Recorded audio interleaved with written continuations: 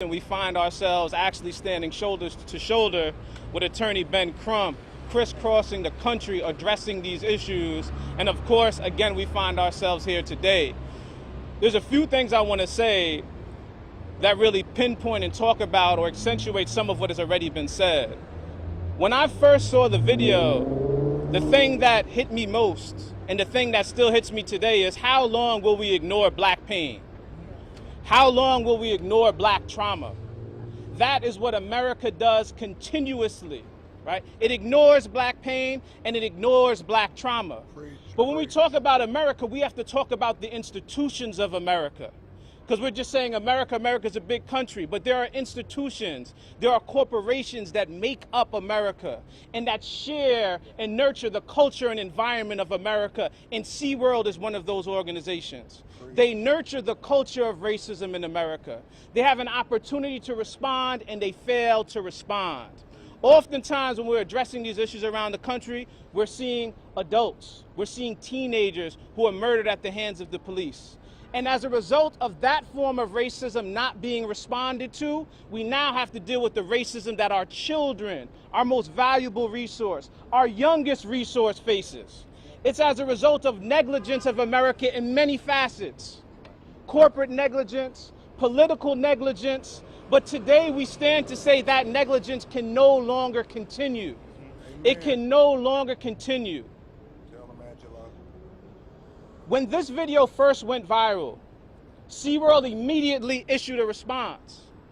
And their response was that what you think you see, you're not seeing. They say your eyes are lying to you. Your eyes are lying to you. We had to watch the video 100 more times. And they said your eyes are still lying to you. And that's the issue that black folks in America face. We are told that even when we see something, it's not there. It's an illusion. You have some glasses on that the rest of the world doesn't have. And the danger of that is it takes the most prominent attorney in the country to step forward to say, hold on, we have to look at this again.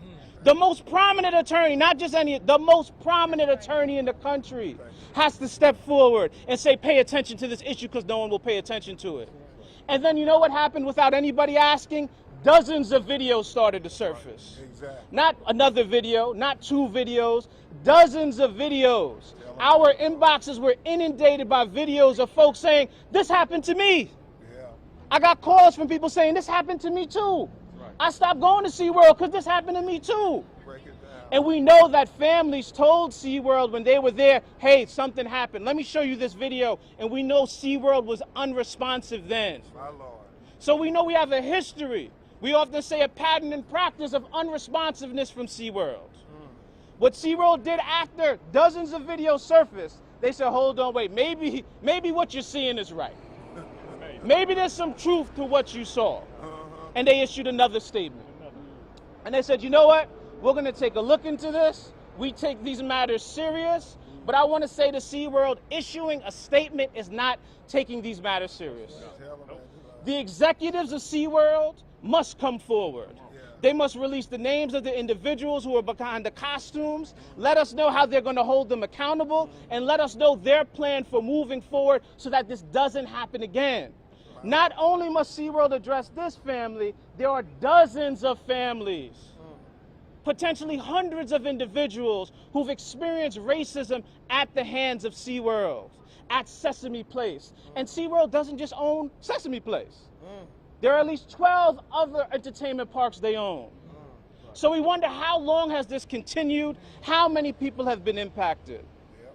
The last thing I want to say is, today when I saw these two little girls, it made me think about Ruby Bridges.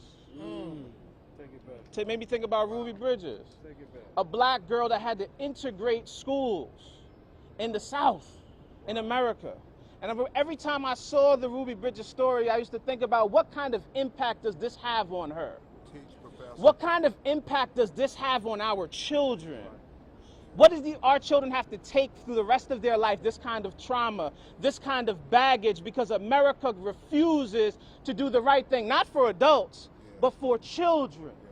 And what we're saying as a community today is it's unacceptable and we won't have it.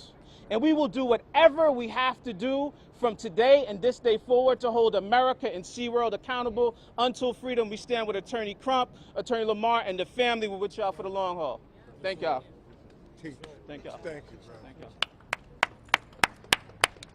With that, we'll take a couple questions if there are any. Yeah, first and foremost, when you talk about your conversations with Seaworld, my understanding that there are no black leadership among their senior ranks. And so, when do you want to have that meeting? Have they agreed to a meeting? And who will that meeting be with? Attorney Lamar and I have been in talks. Thank you. Attorney B. Ivy Lamar and I have been in talks with Seaworld executives, and we are saying this is an opportunity for them to not only do right by Skylar and Nyla, but Roland Martin. It's also an opportunity for them to become a better company.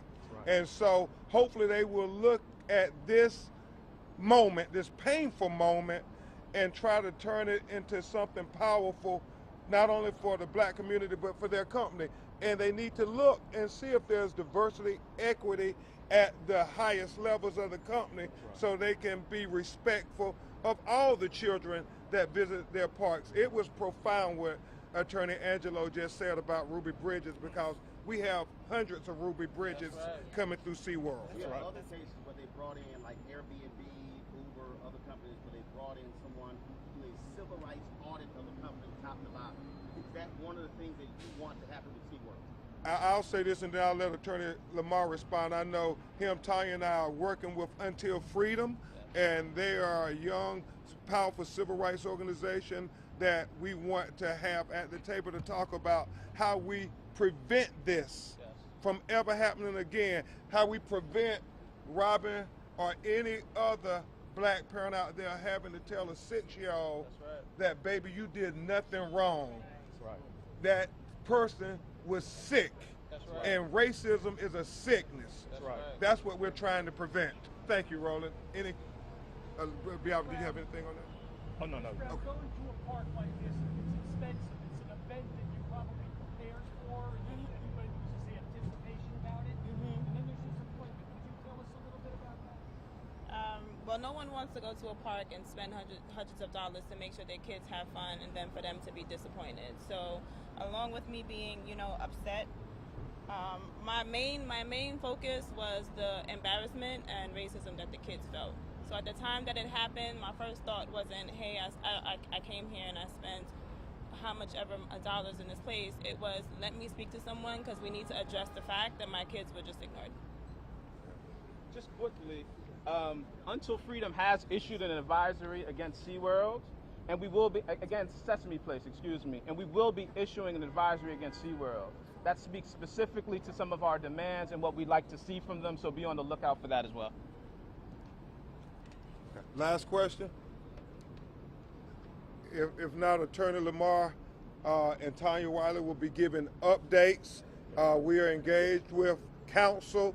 They have diverse counsel who is trying to hopefully tell them about how important this matter is. Because sometimes they don't think things that affect our children are important. That's right. And so they need to have good counsel tell them, even though you would think that this is elementary, that we love our children just like you love your children. That's right. And when your children have to face something that is unacceptable and inexcusable, then we should think that our children will want the same response that you would do for your own children.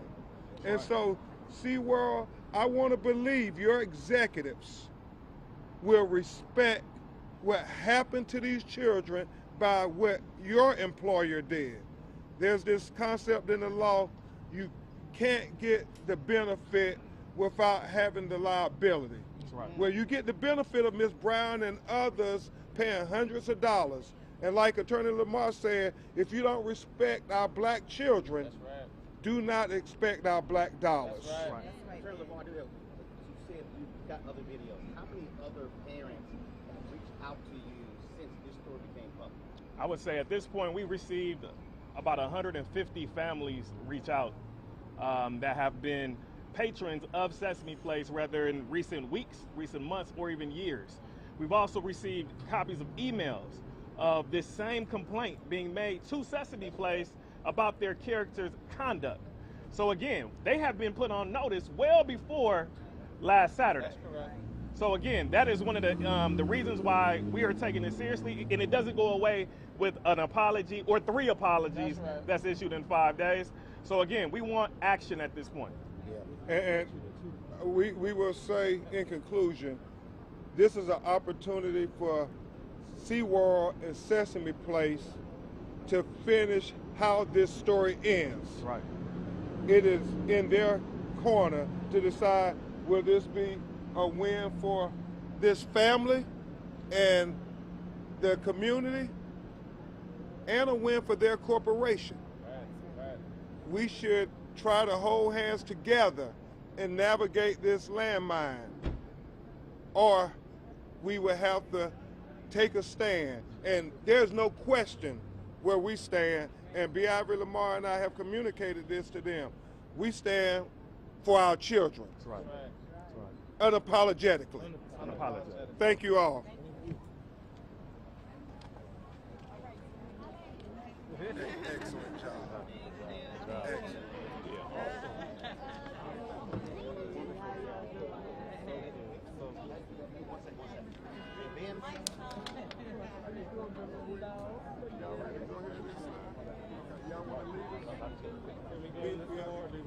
How you doing? Hello, Mark. How's it going? If I just get a quick comment from you, Tom, can you do that?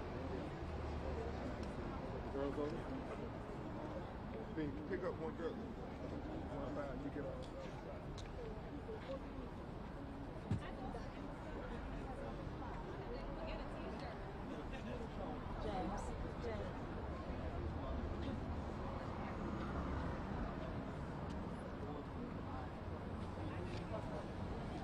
Trying to get his attention. I was upset. I was pissed. I couldn't believe it. And then when I seen him embrace another child of another race right after, I automatically was like, this cannot happen. And from there, I went to find a solution. I wanted to speak to management, and I was told there was no management there, and that made me even more upset.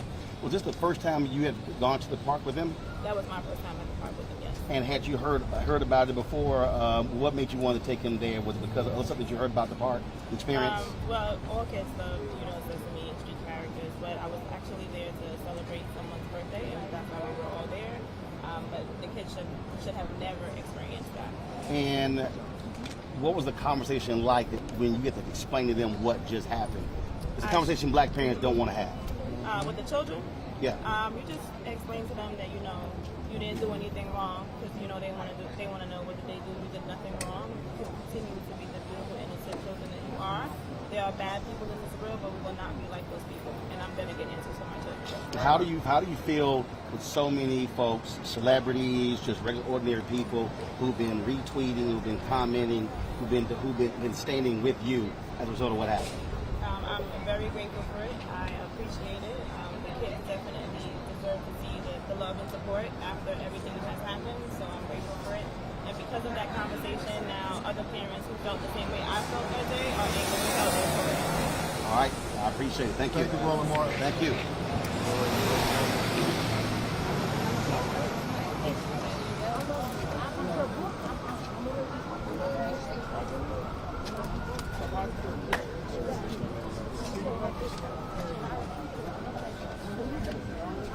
All right, so for everybody who's actually been watching,